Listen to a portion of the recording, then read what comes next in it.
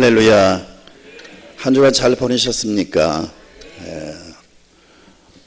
고요 명절이 낀 황금 연휴가 시작돼서 많은 분들이 이제 외국으로 혹은 고향으로 가셨는데 대이동이 시작됐습니다. 무사히 잘 마치고 돌아오기를 서로 위해서 기도해 주시고요. 명절 서로 축복하면서 혹 혼자 계신 분들 외로움 타지 마시고 혹시 집에 초청할 수 있다면 초청해서 같이 식사도 나누시고 좋은 시간을 가졌으면 좋겠어요. 우리 교회에서 섬겼던 오동수 목사님이 필리핀에 선교사로 떠나셔서 바기오 지역 100개의 교회를 이제 세워서 목회하는 동안에 지난 망쿠시라고 하는 그 태풍이 불었잖아요. 그래서 많은 피해가 있었는데 특히 필리핀 바기오 지역이 강타를 당했어요. 그래서 많은 건물이 부서지고 전봇대가 막 여러 번 무너지고 집들이 무너지고 많은 피해가 있었어요. 목사님이 섬기는 교회도 많은 피해가 있었는데 벌써 옛날부터 지붕이 새고 많은 얼음이 있다고 늘 도와달라는 요청이 있었는데 우리가 돕지를 못했어요. 근데 이번에 피해로 인해서 어쩔 수 없이 다시 건축을 해야 되는 그런 상황인 것 같아요. 그래서 제가 지난 주일 밤에 영상 사진을 띄웠더니 성도 중에 감동받은 성도가 권사님께서 꽤 많은 헌금을 하셨어요. 그래서 어쩔 수 없이 그 지역 이제 필리핀의 교회가 4개가 건축됐는데 5번째 성전을 지어 만드는 그런 상황인 것 같습니다. 잠깐 제가 사진을 띄울 때 보시고 기도해 주시고요. 감동되신 분 동참해 주시면 좋겠습니다.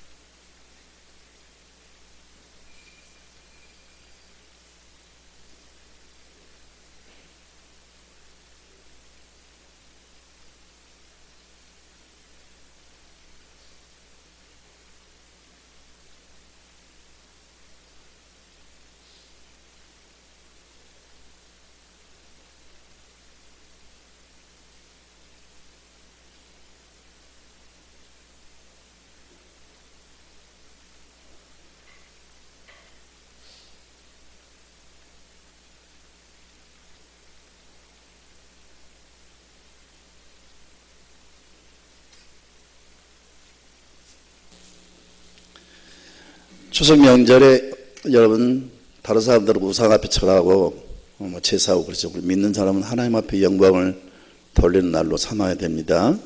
그래서 추석 예배 드리는 순서를 만들어서 배포를 했으니까 각자가 집에서 가족끼리 예배를 드리면 참 복된 날이 될 줄로 믿어요. 오늘 말씀의 제목이 준행하는 자가 받는 축복. 다시 말해서 하나님의 말씀을 준행하는 자가 받는 복에 대해서 말씀드리기를 원합니다. 우리 믿는 사람들 가운데 참 믿음이 자라지 않고 변화가 없고 믿음은 행함이 따라야 되는데 행함도 없고 능력이 없는 삶을 살아간 사람들을 보게 됩니다. 직접적 말을 하지 않지만 그들 마음속에 하나님에 대한 오해가 있어요. 하나님을 믿어봐야 별 볼 일 없다. 무슨 하나님이 살아계셔? 하나님 살아계신다는 나를 이렇게 둘 수가 있어? 하나님 기도해봐야 무슨 응답은 응답이야. 이런 부정적인 그 사고와 불신앙적인 사고가 있어요. 그것은 하나님에 대한 오해입니다. 하나님 좋으신 분입니다. 하나님 살아계신 분입니다.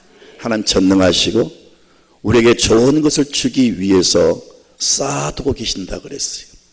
그걸 주시고 누리게 하는 분이 하나님이세요. 이스라엘 백성들이 한때 그런 불신앙에 빠져서 하나님에 대해서 원망을 많이 했었어요. 그래서 하나님께서 그들에게 책망하시면서 나는 그런 하나님이 아니다. 나는 살아있는 너의 하나님이다 라고 말씀하시고 있습니다. 그런데 이사야 40장 27절을 이하를 볼까요? 같이 읽습니다. 야곱아 어찌하여 내가 말하며 이스라엘아 내가 이르기를 내 길은 여호와께 숨겨졌으며 내 송사는 내 하나님에게서 벗어난다 하느냐.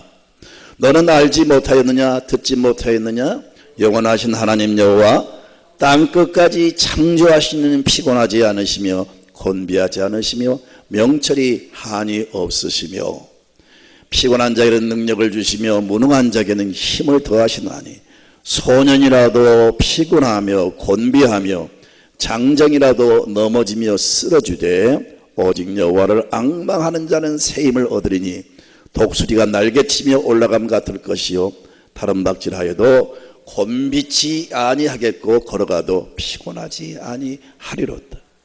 하나님에서 오해를 하고 하나님에서 원망하는 사람들에게 그들을 지적하면서 나는 그런 하나님이 아니다.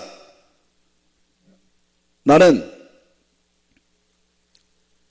땅끝까지 창조한 여호와다. 너희가 나를 앙망할 때 내가 새 힘을 줄 것이다.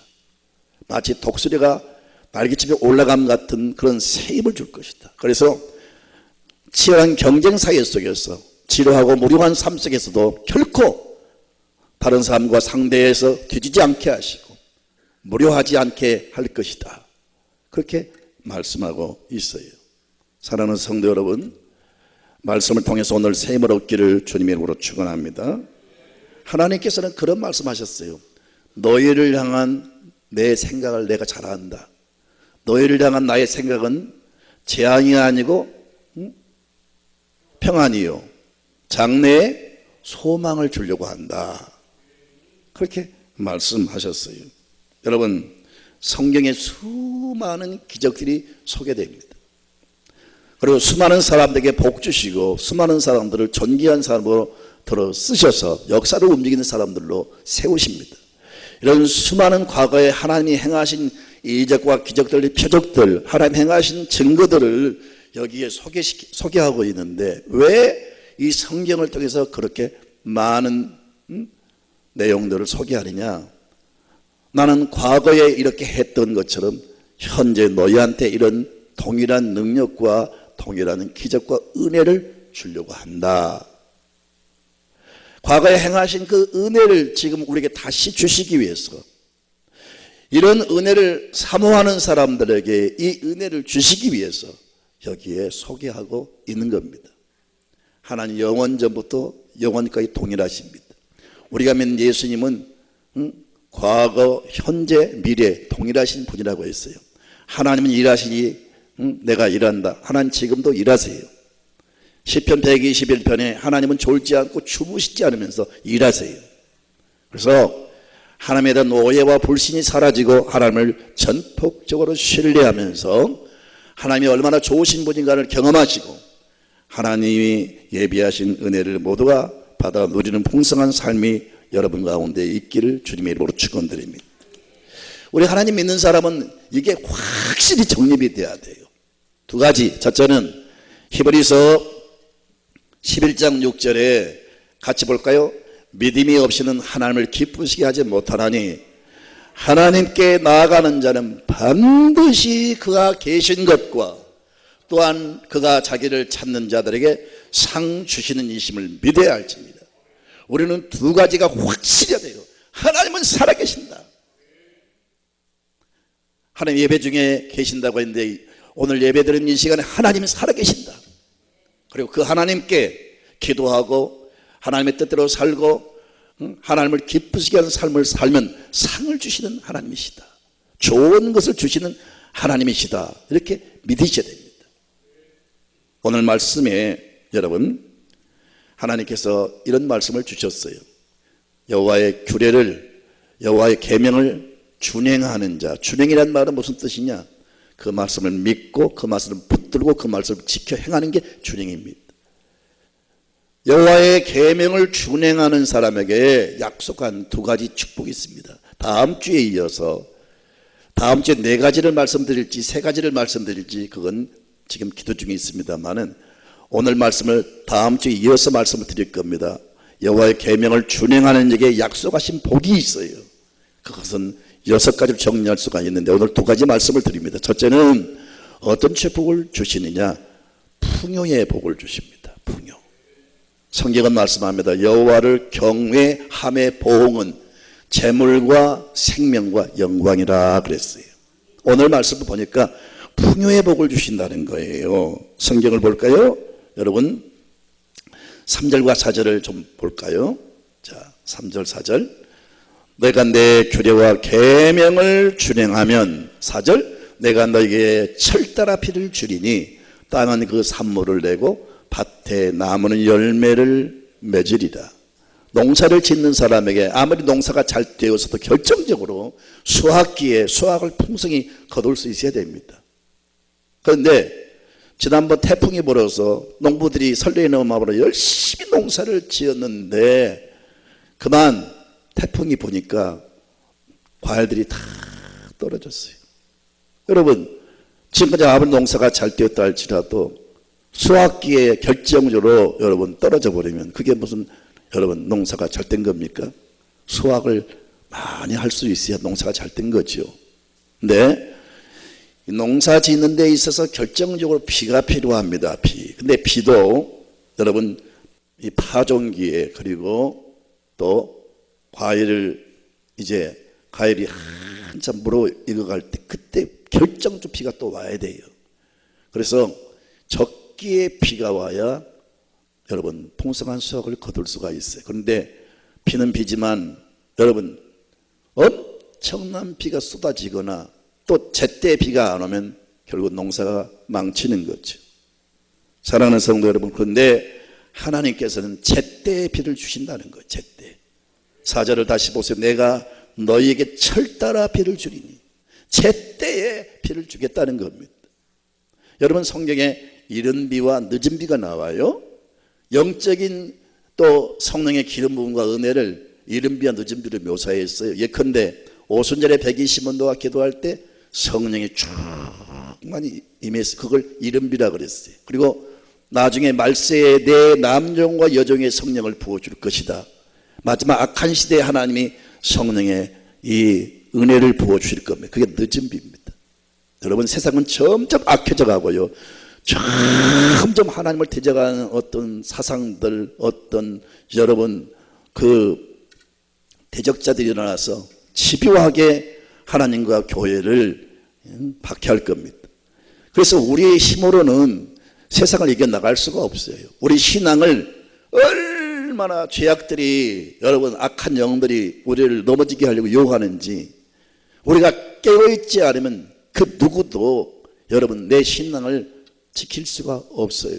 그런데 마지막 악한 시대에 하나님이 성령의 늦은 비를 부어주셔서 여러분 은혜를 받은 사람은 승리하게 될 줄로 믿습니다.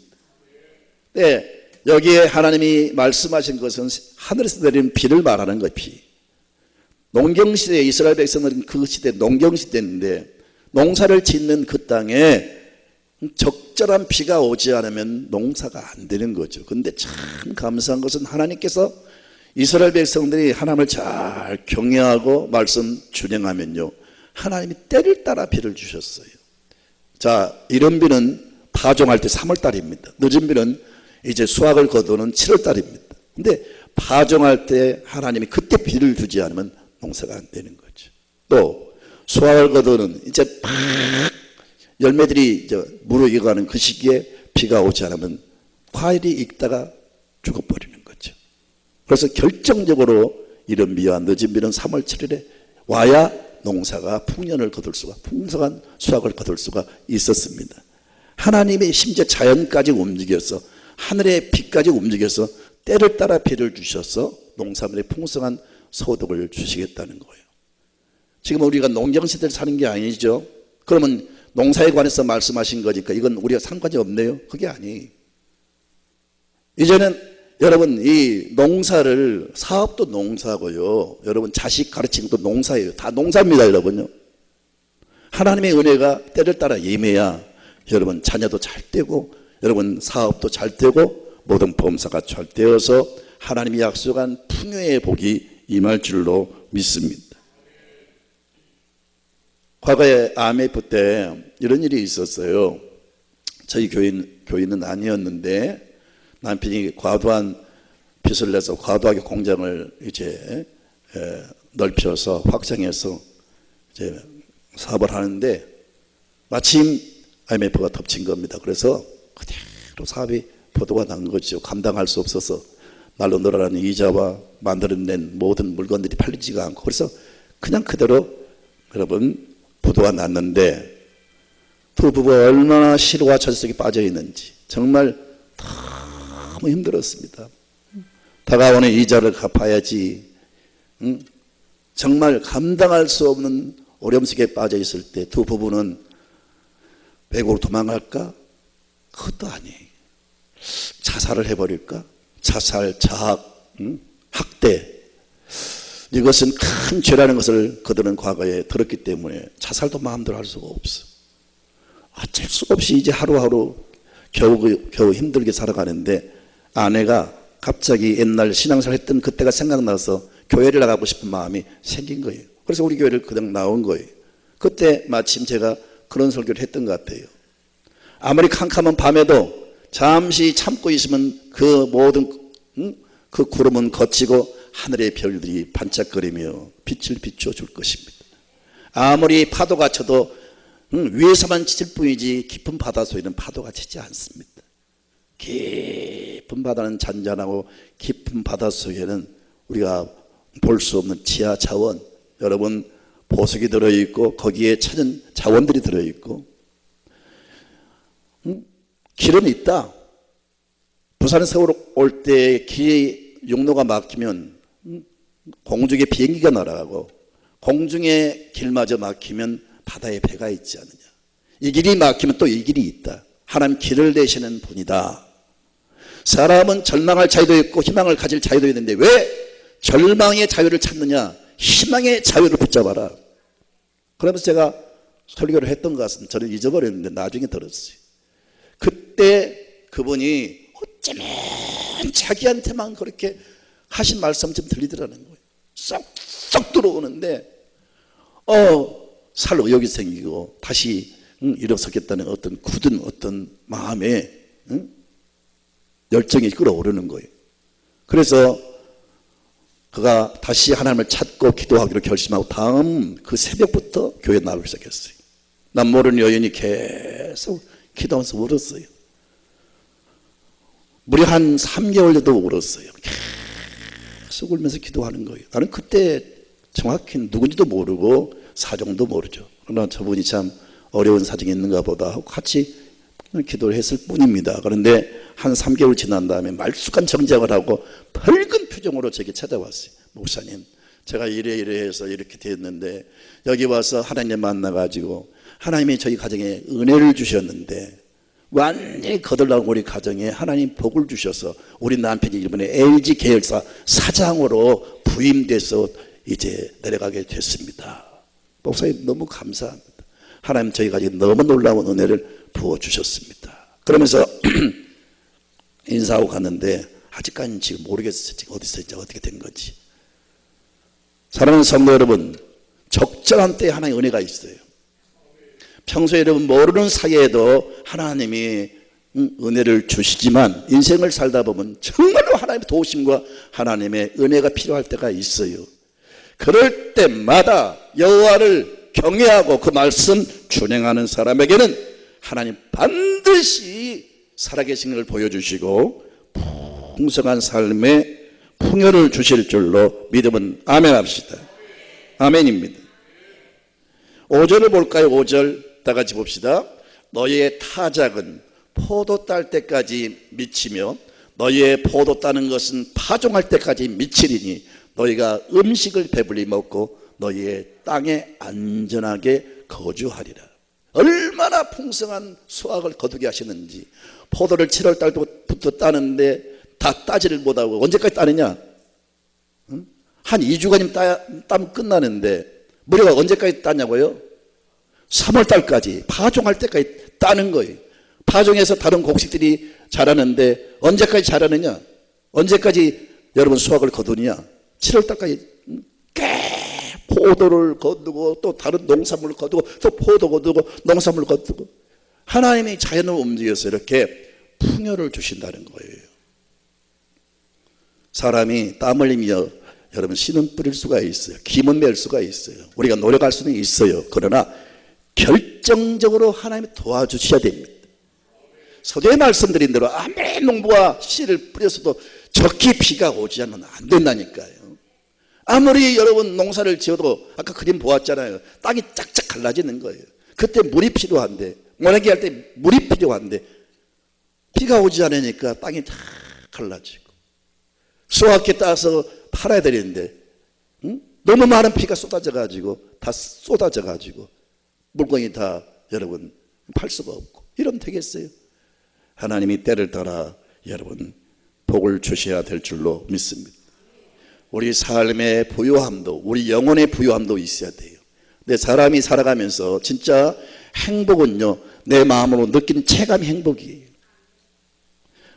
삶이 좋아지고 우리 거주한 집이 여러분 남다르게 화려해야 돼요. 남다른 여러분 부유한 어떤 여러분 삶을 살아도, 남다른 어떤 좋은 음식을 먹어도 내 마음으로 그걸 느끼지를 못하면 그건 행복이 아니에요.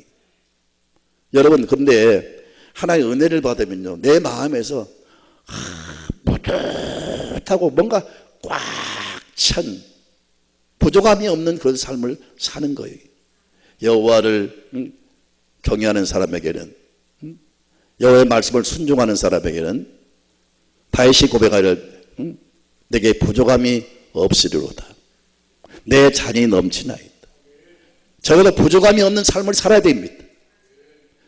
나보다 자랑할 게 없어도 내 심령으로, 내 마음으로 부족함이 없는 삶을 살아야 돼요. 더 나아가서 하나님의 은혜 위에 은혜가 임해서 내 잔이 차고 넘치나이다. 제가 매일 외치는 말씀은 우리는 축복의 통로가 되자는 거예요. 여러분, 이 잔이 차지 않고 어떻게 남에게 줄 수가 있냔 말이에요. 이 잔이 차고 넘쳐야 흘러가는 거예요. 하나님의 은혜를 왜 우리가 받아야 될까요? 남에게 이 은혜를 공급하는 통로가 되기 위해서. 그래서 여러분, 삶도 부유해지고요, 우리 영혼도 부유함이 있어야 됩니다. 사회학자 에브라함 모슬로라는 사람은 그런 말을 했어요. 사람에게는 5가지 욕망이 있는데, 한 가지는 물질적인 욕구, 그리고 안전 보장에 대한 욕구, 사회적 욕구, 다시 말해서 모든 사람에게서, 모든 사람에게 사회에서 뭔가 이루어가지고 막 사람들이 존경을 받기를 원하는 그런 마음이 있어요. 또 한 가지, 내 스스로 이제 다 이루었다, 나는 성국에서 나는 이루었어, 이런 자아도취에 대한 어떤 욕구, 그리고 또 한 가지가 있는데 아무튼요 잊어버렸네요. 이런 욕구들이 있다는 거죠. 근데 놀라운 사실은요, 이런 것들이 많이 이루어진다고 해서 만족이 있느냐? 그러면서 많이 누릴수록, 많이 얻을수록, 많이 높아질수록 희한하게 따라온 것은 만족이 아니라 오히려 허무함과, 오히려 무료함과 피곤함과 어떤 갈증이 있는 거예요. 그 파선을 당한 어부가 목이 마르다고 해서 막 바닷물을 마셔보세요. 더 목이 마름 같지. 희한하게 세상 것은 취할수록 높아질수록 따라온 것은 만족이 아니고 허무함과 여러분 또 무료함이 따른다는 거죠. 진짜 축복은요, 내 심령으로 느끼는 축복을 받아야 됩니다. 근데 이것은 하나님만이 주실 수가 있어요. 그래서 하나님 주신 하늘의 평안, 하나님 주신 그 위로, 하나님의 자비, 하나님의 긍휼, 하나님 주시는 그 분명한 은혜를 우리가 받으면 우리 영혼이 기뻐 뛰는 축제가 일어날 줄로 믿습니다. 그래서 영육간에 여러분 삶도 부유해지고 여러분 심령도 항상 만족함으로 넘치는 그런 삶이 되시기를 주님의 이름으로 축원합니다. 아멘. 여러분, 미국 경제의 포브스라는 잡지가 있잖아요. 거기에서 매년 세계 제일 갑부들을 소개합니다.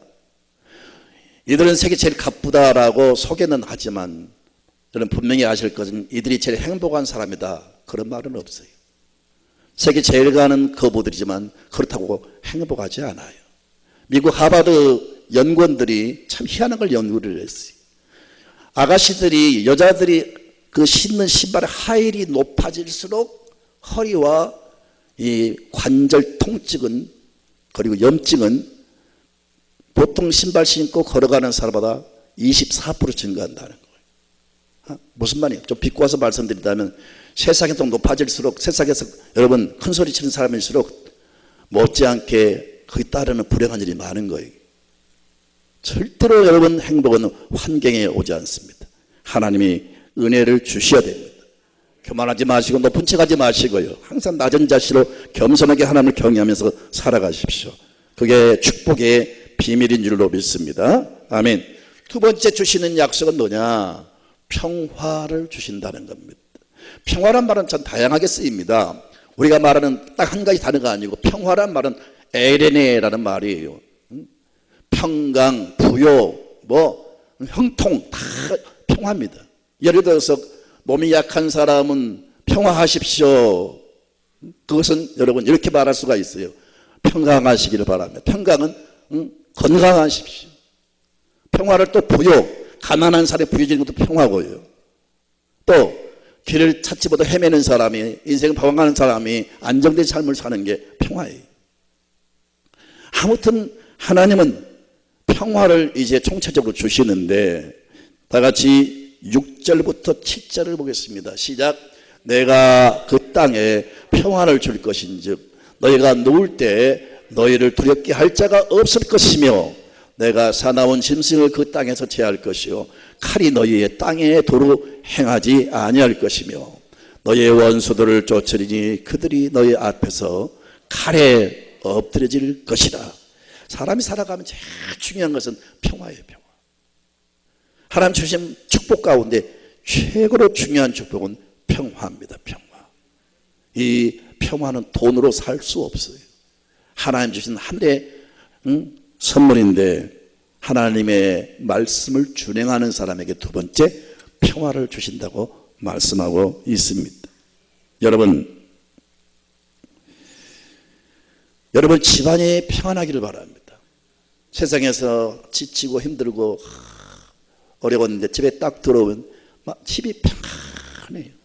평안해요. 특히 여자들은요, 영국 속담에 피스메이커라고 그랬어요. 여자들은 평화를 만드는 사람이라 그런 뜻이죠. 특히 가정 분위기는 여자들이 주도를 하죠. 기도 많이 하시고 믿음의 사람들 되어서 가정 분위기를 평화의 가정으로 만들어 가시기를 바랍니다. 어디를 가든지 트러블 메이커 되지 마시고 평화를 조성하는 사람이 되십시오. 어떤 사람은 가는 데마다 충돌이 일어나요. 그 사람과 함께 있고 싶지가 않아요. 막 설벌해서 같이 대화하고 싶지가 않아요. 떠나고 싶어요. 멀리하고 싶어요. 우리 믿는 사람은 절대 그러면 안 됩니다. 너희는 그리스도의 향기니 그랬어요. 향기는 소리가 없습니다. 모양도 없습니다. 향기는 자기 과실하지 않습니다. 가만히 있는데 벌들이 찾아와요. 나비가 찾아와요. 여러분 향기는 무언 중에 나타내는 거예요. 그리스도인들은 어디를 가든지 그 인격으로 그리스도의 향기를 토하는 사람이 되어야 됩니다. 그게 평화의 사람이 하는 일입니다. 할렐루야. 여러분 제가 태어난 고향은 참 조용하고 평화스러운 동네였어요. 그런데 일제강점기 때 저희 아버지가 강제로 끌려갔어요. 저 삿포로 깊은 탄광 속에서 그 엄청난 고생을 하면서 우리 아버지가 끌려갈 때 얼마나 불안했겠어요. 아버지가 끌려갈 때 우리 누나와 우리 어머니는 또 얼마나 많이 울었는지 몰라요. 오랜 세월 이제 헤어져서 그렇게 집안이 정말 날마다 두려움과 공포가 걱정, 근심이 한심이 떠나질 않았어요. 다행히 해방돼서 돌아왔는데 또 우익 좌익이 막 붙으면서 여수 순천 반란 사건이 일어났죠. 그래서 그쪽은 많은 피해를 입었어요. 한 동네 사람이 좌익과 우익에 물들어가지고 한쪽은 반란군에 가담해가지고 그래서 낮에는 농사를 짓다가 밤에는 막 갑자기 축창을 가지고 돌아와서 막 찔러 죽였어요. 많은 남자들이 희생을 당한 거예요. 평화스러운 마을이 좌익 우익 반란군 때문에 많은 사람이 죽고 공포의 동네가 되고 말았어요. 여러분 우리가 사는 세상이 이러면 안 됩니다. 한편으로 이 나라 정부가 잘한 건 잘한 거지만 한편으로 매우 불안함을 느끼는 분도 많이 있어요. 절대로 이 나라는 사회주의로 가거나 좌익과 우익이 갈라지는 일이 없어야 될 줄로 믿습니다. 한 국민입니다.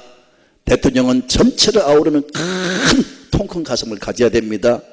심지어 자기를 대적하는 사람까지 수용하는 넓은 마음을 가져야 됩니다. 절대로 이 나라가 보수 진보 나눠지면 안 됩니다. 의도적으로 우리는 하나 되는 일에 우리는 힘써 노력해야 됩니다.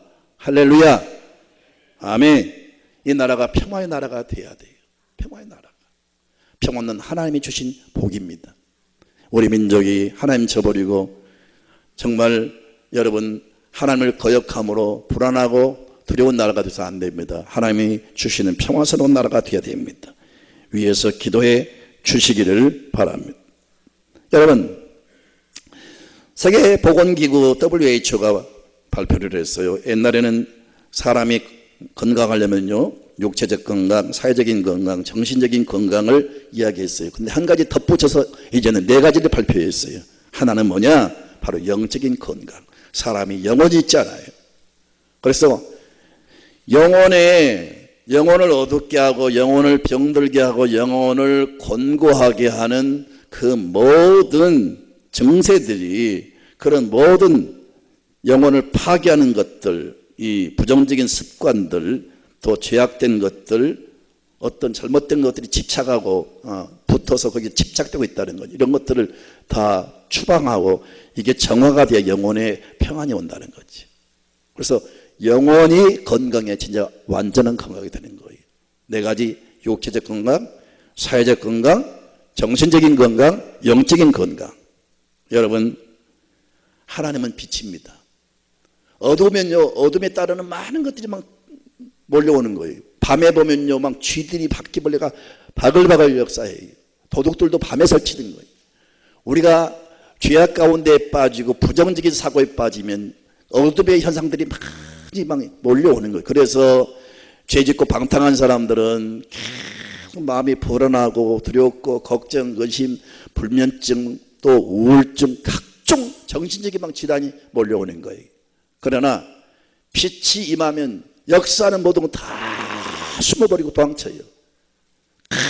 캄캄한 밤에 그렇게 쥐나 바퀴벌레가 득실거리다가 딱 스위치 켜고 불이 들어오면 삽시간에 없어지는 거예요. 하나님은 빛이십니다. 성령은 빛이십니다. 하나님의 말씀은 빛입니다. 그래서 다윗은 말하기를 주의 말씀은 내 발에 빛이요 등불이라고 그랬어요.